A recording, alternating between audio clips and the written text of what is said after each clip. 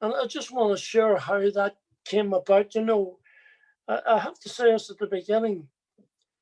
Sometimes, if I haven't given my testimony in a long time, when I start to share it, you relive it again and you feel what you first felt. And there's times I get emotional thinking of God's grace and His mercy and His great love.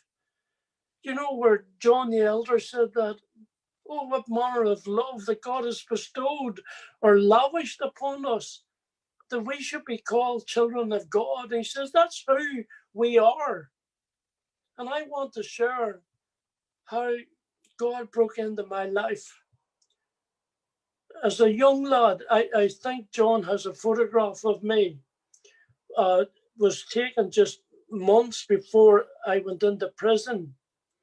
But it was me at the age of 18 as a skinhead. And yes, that's it. Don't look at it too close in case it frightens you. But that was me just prior to my arrest. I'd been involved, just in the conflict and as a street gang member fighting with Catholics and all. But I had family blown up in the Omagh bombing and it was full of hatred.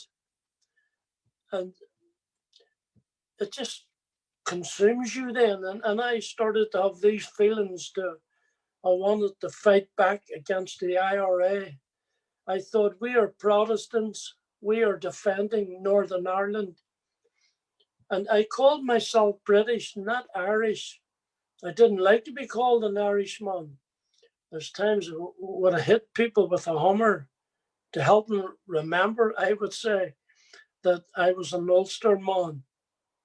But I had on my arms all these tattoos, and they're all covered over now because they used to have all kind of political statements, but this actually was my prison number.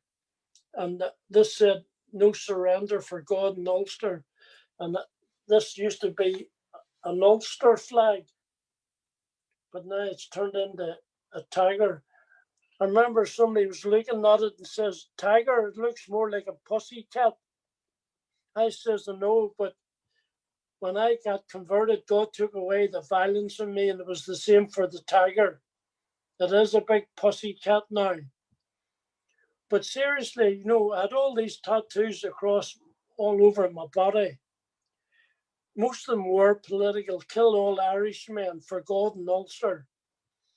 And at 17, I got involved, and it wasn't by choice, not at all. I was in a youth club one Friday evening, and we were there about an hour when this man came walking in with the combat uniform on. We were all looking at him, and he walked across and he opened the fire exit door, and two other men came in with uniform, and they sat them down on the table tennis table, and they said, we are starting a Protestant paramilitary group to fight the IRA. Who wants to fight the IRA? Well, most of the guys put their hands up. If you didn't, somebody dug you with their elbow, and then you put your hand up. But I was giving a talk in a school many years ago, and somebody said to me in the classroom when they asked the question, was it peer pressure that made you join? And I thought, that's a very good question. But I said, no, it wasn't. Nobody could make me do anything that I didn't want to do. But it was peer influence, because my friends got involved and were involved in the gangs and the fighting and everything, and all of the conflict that had erupted in 69. This was the early 70s. I decided myself then, when this man asked for volunteers to join, and I thought, I want to fight back against the IRA. They've attacked my family, and I just had a hatred then for Catholics. And somebody made a suggestion not long after that perhaps it would be better if we burned Roman Catholics out of their homes who lived around us in Rathcoole. And this is, I'm sure, strange to many who would be listening to this. I had Roman Catholic friends when I was 9 or 10, and we would play football as normal kids. But one of them was a boy, and his name was Bobby Sands, who became the first man to die in the hunger strike in 1983. If you had told me when we were boys kicking a ball round the field that we'd end up enemies or hating each other or end up in prison on opposite sides, I could never have imagined that to be so. But you know, that's what happened. When I went into jail, I remember watching Bobby Sands and realized when I saw his picture, his photo on the news, and I realized this was an old friend of mine when I was a young boy. But now he was a sworn enemy. But you know, getting involved at that time, I did go around and I threw petrol bombs. That was probably my first act of terrorism. But I burned many Roman Catholic families out of their home. And the reason being, I thought Protestants will move into our area and it'll become a Protestant area. And you know what? That was happening all over the province of Ulster.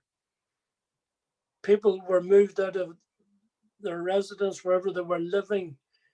Catholics were put out of Protestant areas, and Protestants were put out of their homes in Catholic areas because everyone said it was safer to be with your own. And that's what happened then that caused that division. And you know, my youngest boy had an experience when I was in jail. I was converted at the time, and my son was 8 years old, and he went to stay with my mother in the country, not in Belfast, in County Tyrone. And my boy was out playing in the street, and he came running into the house and sat down. And my mum saw there was something odd about it and said, "Are you okay?" And my son says, "Granny, I'm sorry. I'm sorry." And she says, "What did you do?" And he says, "I didn't know." And she says, What are you saying? What did you not know?" And he says, "That boy I was playing with, he's a Catholic. But honest, I didn't know." And my mum had to kneel down and say to him, "Here is not like Belfast. You can play with Roman Catholics here in Cookstown.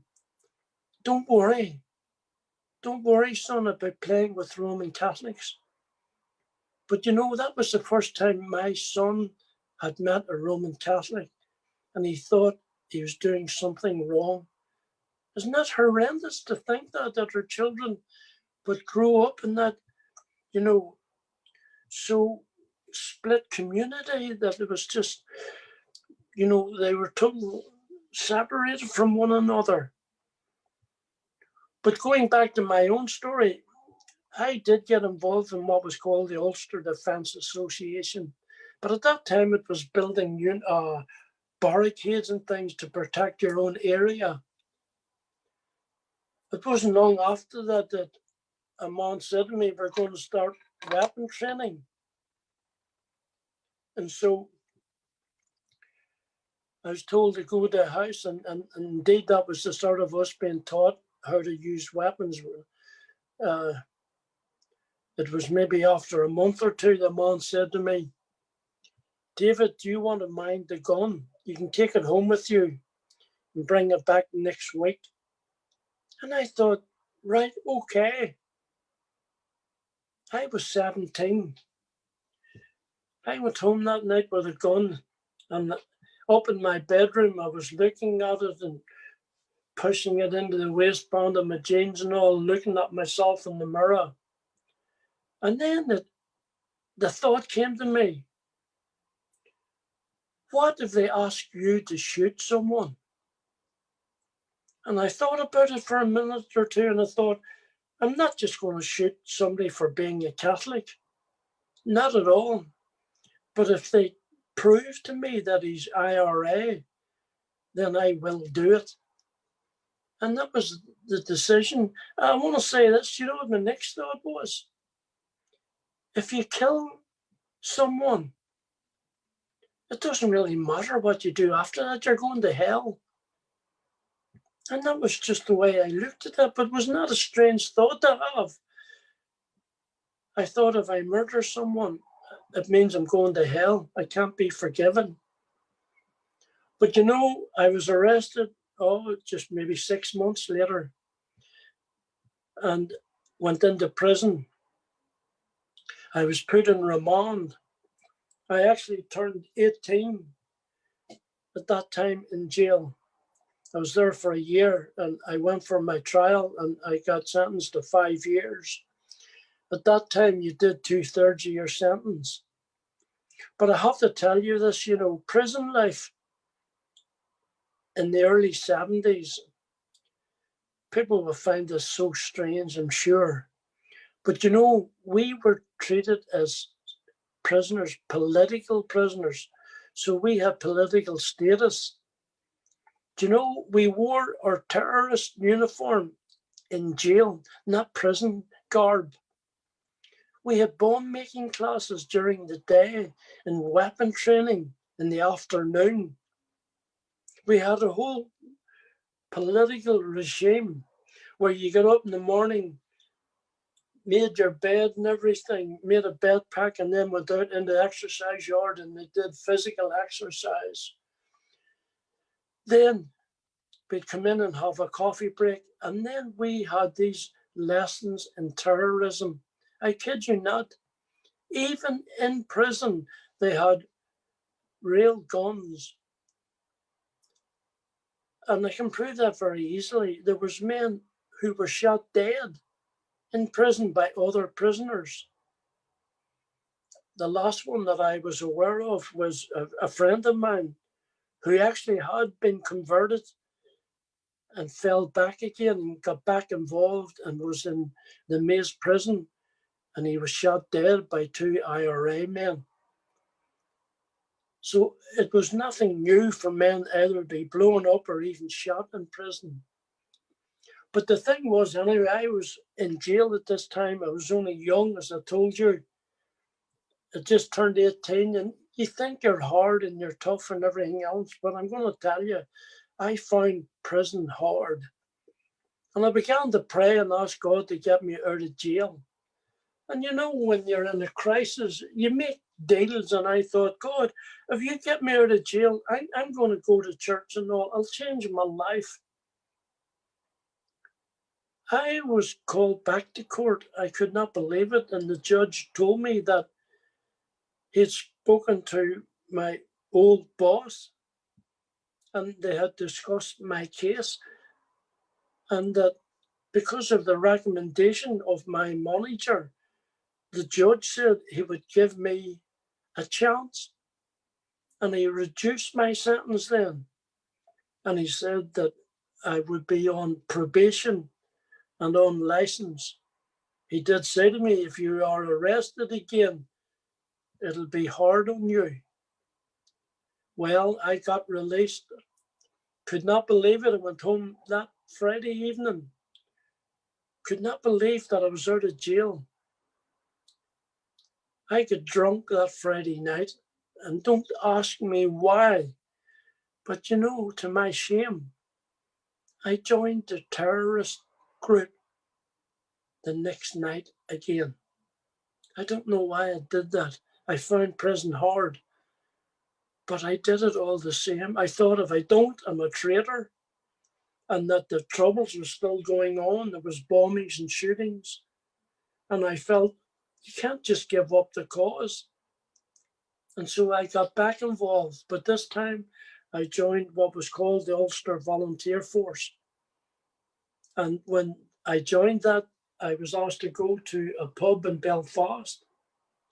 When I went up into the room, There was 3 men sitting behind the table, but they had an Ulster flag over the table. But I think this will surprise you when I tell you. Do you know what was sitting in the middle of the table?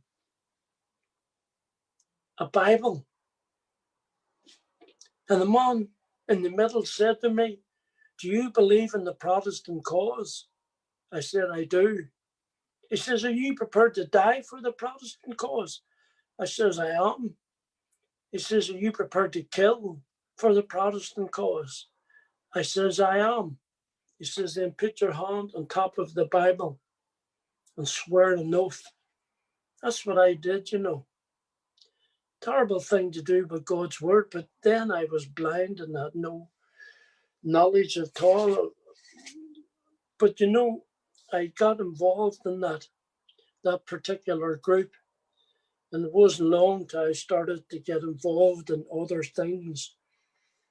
Of course, I started off doing small things, but you work your way through, and eventually you will take part in everything. And when I was rearrested 4 years later, I was in police custody and I was questioned about murder, bank robberies, bombings, hijacking, stealing guns. And I knew if I was found guilty, I was going to jail for a long time. My solicitor told me it would be double figures, whatever my sentence would be. But I was put back in jail because there were serious charges. I was refused bail. I went for the trial just over a year later. And when I stood in the dock then, there was a whole squad of us because of a Supercross. So we all were in court. And the police had visited me to serve my deposition, the papers that I was charged with. And when I looked at these, deficits, you want to see the size of these. It was like a phone book, a telephone phone book. I thought they were everybody's charges, but he says, "These are just yours." And I put my head back in surprise, and he says, "You're going down for a long time." And of course, I was being defiant. I said to him, "I don't care you give me life. I am a loyalist. I am not ashamed of anything I've done." I says, "I don't care what you do." And he says, the policeman said to me, "We'll see how tough you are when you're before the judge." Well, I just laughed at that. And in fact, because of him saying that, I even said to my friends, "Listen, none of us are going to walk out of this trial today. We are all going down." And I said, "Do you know what? I think we should wear our UVF uniforms." Now, the UVF was an illegal organization. And I said, "I am going to wear my uniform and show just what I think, that I am not recognizing this court." I tell you this, people, if you're going to stand before a judge, don't dress up as a terrorist. It doesn't help your case. We were all standing there dressed up like Thunderbirds, and the judge is reading out these charges. "Hamilton, stand to your feet. What have you to say?" And then he read out the charge. "Have you anything to say?" I says, "Yes, no surrender." The next charge, "Hamilton, have you anything to say?" "Yes, I am a loyalist." And I kept shouting out defiance every time that he passed sentence. In the end, I knew, these were all adding up. I think it came to, if I get this right, I think it came to 70 years. I knew I would be doing at least 10 to 15 years in jail. And in the end, I was brought down into the cell after the trial, and they still had handcuffs on. And the door opened and my mother came in. She was crying.